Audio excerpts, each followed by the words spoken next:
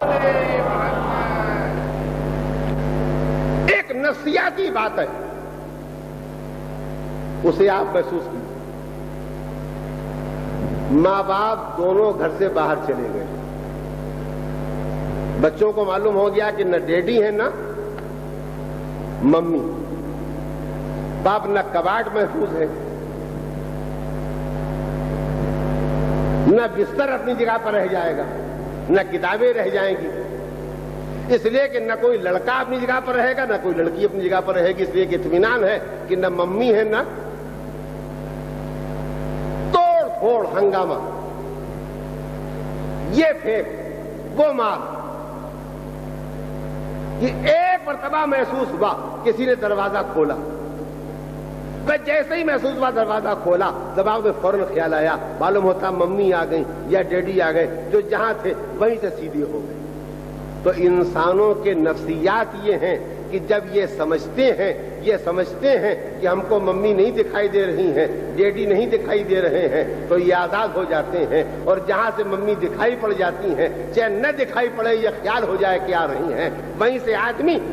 بچہ ساری برائیاں چھوڑ کے سیدھا ہو جاتا ہے۔ تو اس انسانی نفسیات کی بنیاد پر معصوم نے کہا تم عبادت کرو، اس طرح عبادت کرو جیسے خدا کو تم دیکھ رہے ہو، اس لیے نہیں کہ خدا کو تم دیکھ رہے ہو، بلکہ اس لیے یاد رکھو کہ خدا تم کو دیکھ رہا ہے۔ بس ایمان بالغیب کے معنی کیا ہے؟ سوتے جاگتے اٹھتے بیٹھتے ہم کو یہ بات یاد رکھنا چاہیے کہ ہم اسے نہیں بھی دیکھ رہے ہیں مگر وہ ہمیں دیکھ رہا ہے۔ بس اتنی سی بات اگر ہمارے دماغوں میں باقی رہ جائے تو متقی خود بخود پیدا ہو جائیں۔ ہم جب کوئی گناہ کرتے ہیں تو اس وقت ہم کو خدا یاد نہیں رہتا ہے، ہم جب کوئی نافرمانی کرتے ہیں تو اس وقت ہم کو خدا یاد نہیں رہتا ہے۔ اگر ہمیں یہ یاد رہے خدا ہمیں دیکھ رہا ہے تو اسی وقت وہ برائی ہم سے دور ہو جائے گی۔ متقی بنانے کے لیے ایمان بالغیب کا عملی رخ یہی ہے کہ ہم کو ہر وقت دماغ پر یہ خیال طاری رکھنا ہوگا خدا ہم کو نہیں دکھائی دے رہا ہے مگر وہ ہم کو دیکھ رہا ہے،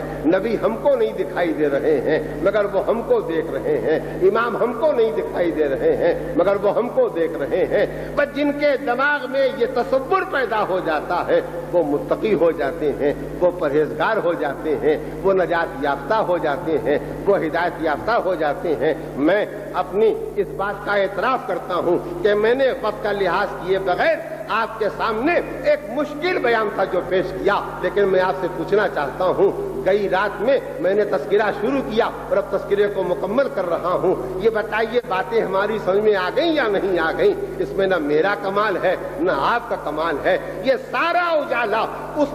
فاطمہ کے چاند کا ہے جو آج پردے غیبت میں موجود ہے، جس کے سہارے یہ دین محمد اور آل محمد چل رہا ہے۔ ایک صلوات بھیجیں محمد اور آل محمد۔